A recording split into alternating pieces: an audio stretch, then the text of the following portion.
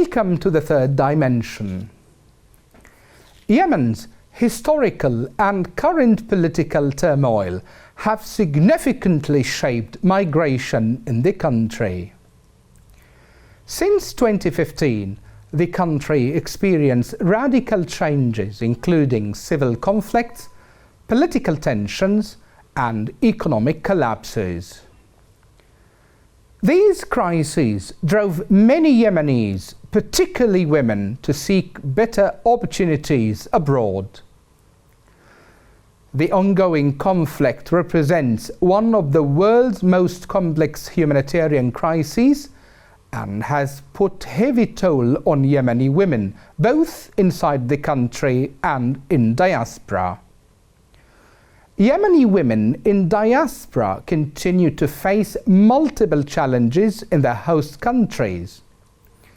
These challenges are economical, legal, cultural, and integration challenges.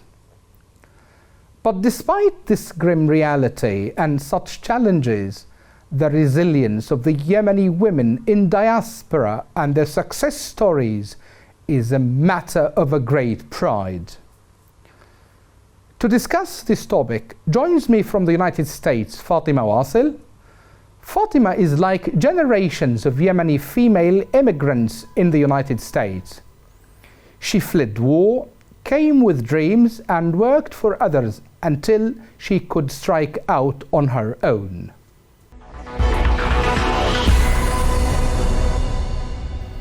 Fatima, welcome to the program. Welcome. How are you all? Thank you for inviting me to participate in such a great show and a great presenter. Okay. Thank you, Dr. Ahmad. Thank you. Okay. Now, first of all, Fatima, how did you navigate, how did you make your own journey as a Yemeni woman from Yemen to the United States?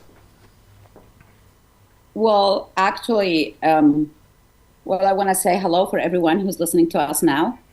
And then that's a very critical question. Well, I was born with dreams, and my parents always pushed that and enforced it into me, just not to stop dreaming.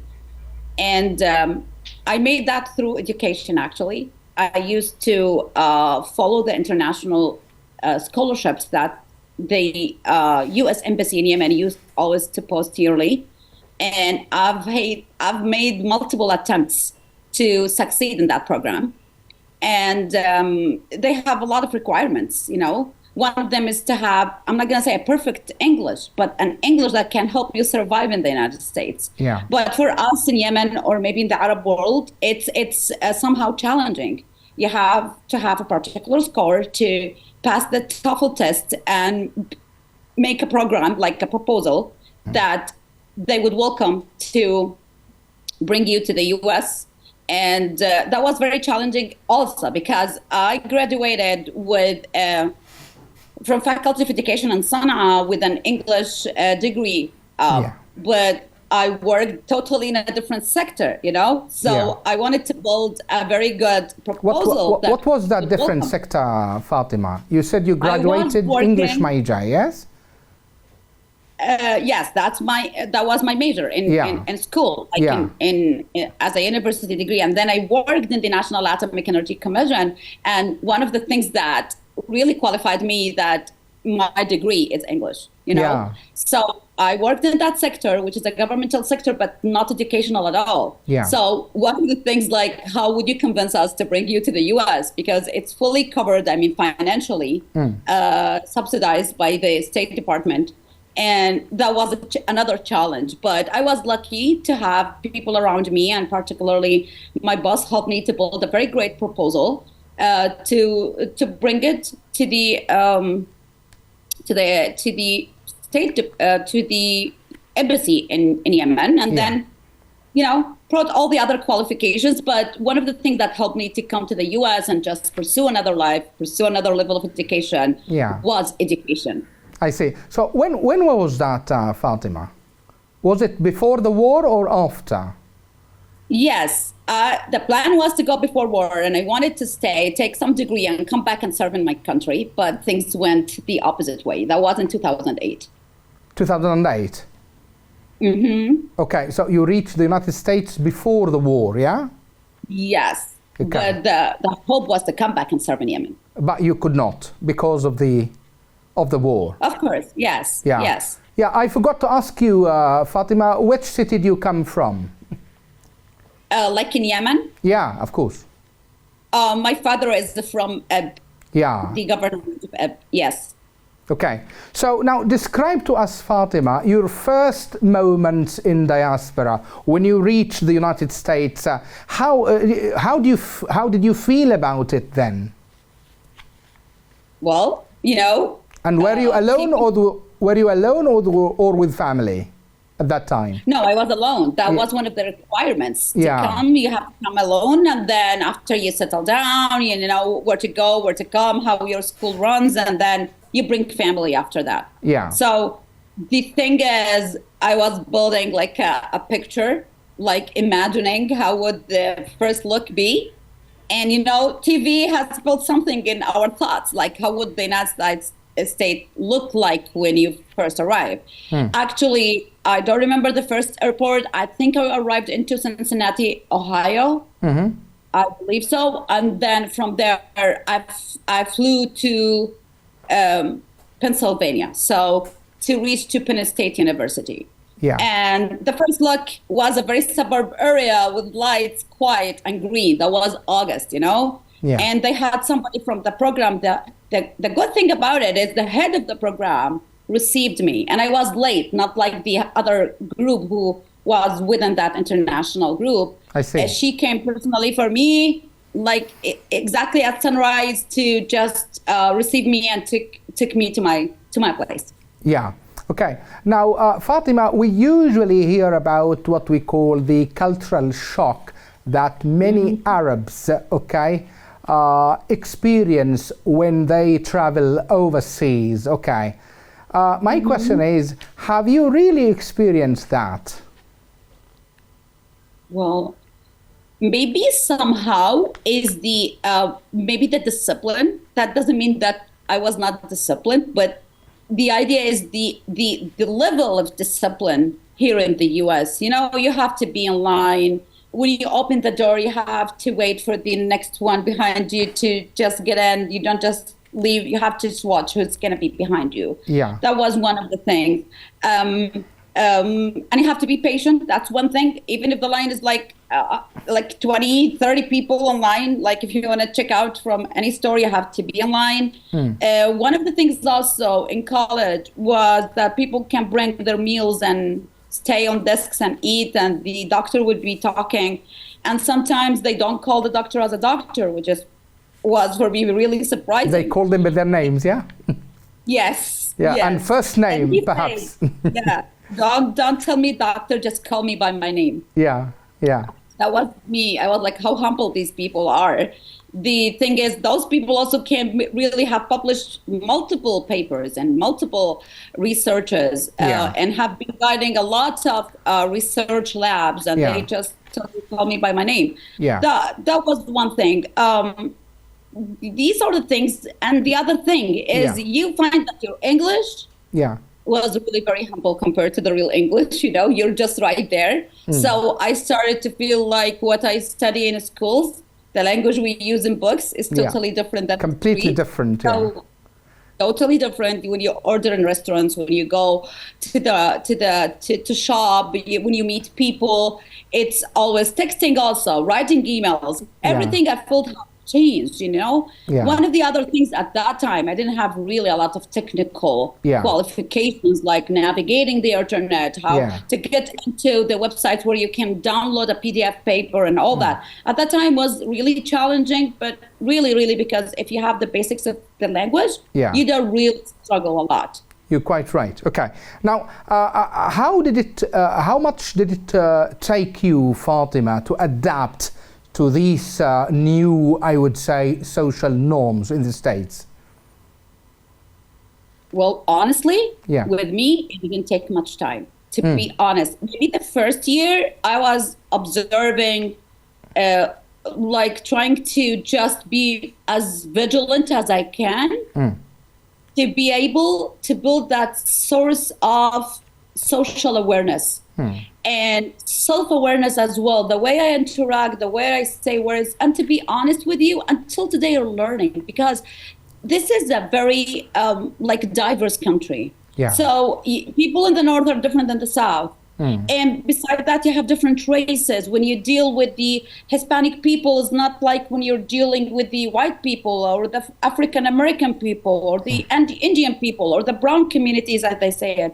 But at the end, they meet at a point that they all in America, so they have to follow the law, they have to follow the rules, they have to be very disciplined. You know, these things we meet at a point, but until today, I'm still honestly learning. So just be careful with every word you pronounce. One of the things that people here are very accepting, even if you say something, you just withdraw that word and say, I'm sorry, this is not what I meant. I want to say blah, blah, blah. And they accept you because they see the immigrant identity in you. Yeah. And which is good. That helps you, that facilitates your interactive way with the community around you. Yeah, okay.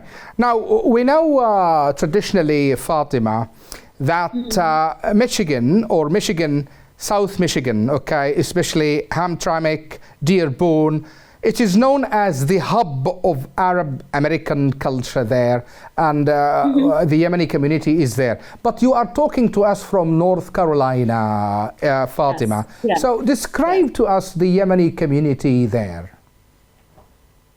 Well, the good thing about America, if you have a car, it can drive to every state you would love to go to. People sometimes drive from the East Coast to the West Coast, like from Washington, North Carolina, or whatever the state is, and then you can drive to for example, California.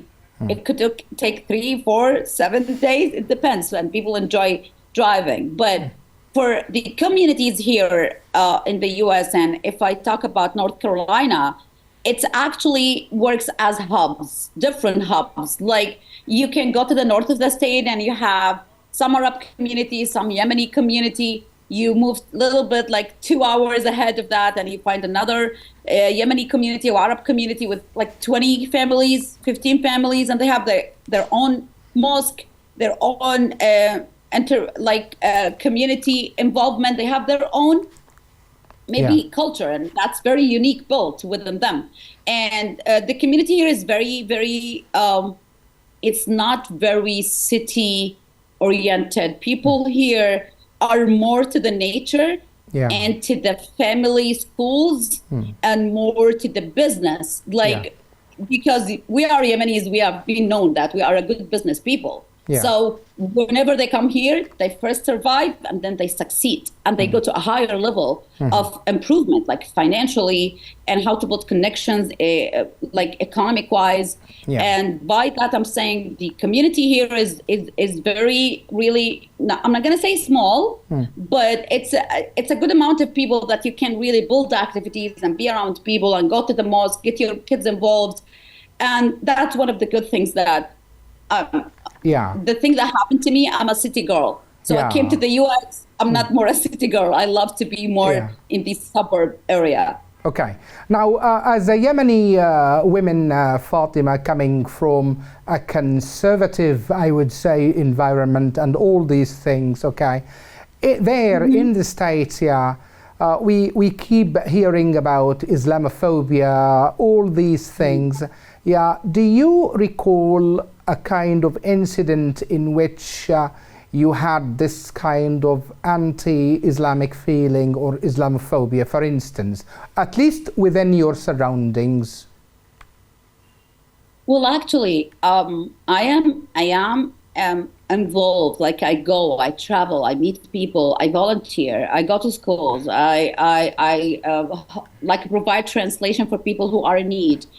And the thing is, honestly, for the last 17 years, maybe or 16 years, I've never experienced that. Maybe one time, like a look thing one time. Yeah. But it's just a look. You cannot really judge on that. You know what I mean? Yeah. But honestly, many people have welcomed me and they look at me. I like what you wear. I like your shirt.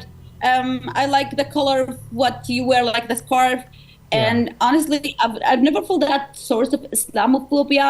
And for that reason, my master's degree was on Islamophobia and counterterrorism actions of the United States, like in Yemen, and how that should be addressed. But I've never felt it. And maybe I think if you have the language and you understand how people socially interact, you would build that source of mechanism and tools that help you navigate these differences. Yeah, and now I think you are already established in the United States, Fatima. What do you make for a living? Yeah, for a living. Like, honestly, what helped me is I am, you can tell me that I'm a certified oral proficiency tester. So I work with one of the most important like academies and organizations that really provide language services to the government sector, to other private sectors, and then to nonprofit sectors, and even to individuals. So one of the things that it's my language. I do interpretation. I build curriculums. I've also have participated in jobs for multiple years, and then I quit it because I'm working now on my PhD. So language was for me. I'm teaching Arabic as a foreign language for the non-Arabic speakers, and by that you have to do this. So again, language is my source of income. That's interesting. And now you're there with your family, Fatima, yes, I believe? Okay. Yes. Great. And what about your kids? Do they have difficulty admitting to American schools, all this stuff, or it's just a smooth process? Well, honestly, school should be away from any other racial categorization, you know, that's what it should be. Yeah. And it's a very welcoming society. You go to school, you find every color, every race, every ethnicity. And and after my daughters wore hijab, they started to wear hijab, that I asked them, did you notice a difference? They said, Mama, no, people were okay and they were smiling and that really looks nice, you know? And maybe at the first presidency term, like the first time that Trump took the office in 2016, I went to school and it was the orientation day and I met my son's teacher. Yeah. And she was looking at me, and maybe she thinks I don't speak English. And I'm telling you, once you have the tools, things would change. Yeah. But he told me, and after Trump won, and I'm telling you that, he said, Mama, I don't know why I feel she always, like something negative is going between us. Like if somebody does something, I don't want to say the word, but she said she picks on me. Yeah. And I feel that started to happen after she saw me visiting the school and talking to her. Yeah. And then I said, I'm not going to use my right as a parent. You can go and accuse the teacher of discrimination, and that's a big deal. Talk to them. I didn't want it to bring it to that level. I want to bring awareness.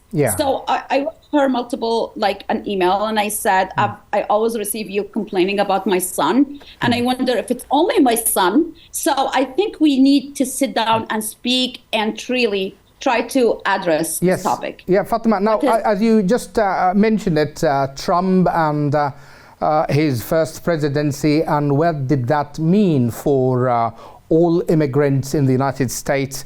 In fact, Trump administration has had a bad reputation for migrants, unlike, for instance, the open arms policy of Angela Merkel there in Germany. Okay.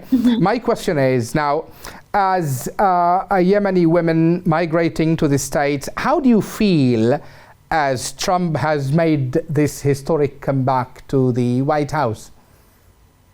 Well, now the context is completely different. Like the way that Trump came to the scene again, it was surprising, was shocking. maybe was unexpected, and now he's bringing all diverse community back to the scene, like trying to bring, for example, the Yemeni community in Michigan, bringing our scholars like Bilal al-Zuhairi and others, bringing Amir Ghalib. Yes. That was something big deal for people. Like if he's gonna, some people will use that. Politics is always transactional. Yes. You know, and I know. Yes. That's what we think. Yeah. But people think that Trump also, if you look at his old reports and those people who have helped him to reach to the office in 2016, he has reported many other struggles. Like he had made so many promises to the people in his surroundings so they can get into the office and get some position. And based on what has been said and leaked from others who are considered politically experienced, that he's not going to do this again. He's going to bring every American citizen to the scene. They're going to be involved. They're going to be hoping to build a bigger America or a greater America. So I think the scene now is different. That was the first time, I'm telling you, not, like this time I felt somehow not really worried. First time I was. I stayed in my house for 4 days. I was like, am I surrounded by racist people? And I never noticed that. But this time, even the white people, and I live in a Trump state, I'm telling you, in a red state, they wave hands at me. They started to tell me salam. They started to just comment in my dress code. And when I go only for, like, example, grocery shopping or stopping by school, you feel now there is a difference of awareness of those people who are, we can call them the white Americans, the other sort of Americans. They're totally different receiving us as in fact, many observers have said that we are going to see a new Trump this time. Hopefully that becomes true. Okay. Now, Fatima, if we would like to wrap up this conversation now, as a Yemeni woman in the state, reflecting, on the reality of the Yemeni women inside the country there, the gender-based violence that Yemeni women face, especially in Houthi-controlled areas, for instance. So how do you see these the situation of women, from your own position? Well, that's a very like a broad topic, but I'm trying to just briefly reflecting on it. As simple as I can. But one of the things that I think Yemeni women is facing is to further education or continue education. You know, we live here in a very open society. You know, different cultures. There is some sort of liberty that really the new generation do practice daily, particularly women, like the American women, and our kids go to these public schools and we are coming from a very conservative society. Looking at that, I see a lot of families, they just took their girls out of school and they go study home, which is fine. If they're going to finish school from home, at least there is an effort to help these girls get education at the end, because we're not going to intervene in our social norms, because for other families it's not going to click with them, and it could be a very private, private area that you don't need to be closer. So if we would like to put it shortly, Fatima, as we are running out of time, is it your message is education and education and education? I still say education and education and education for the Yemeni women in the US and everywhere, and even in Yemen. Okay. With this remark, we come to the end of this interview, Fatima. Thank you so much for your time and insight, and thank you for talking to Yemen Today TV.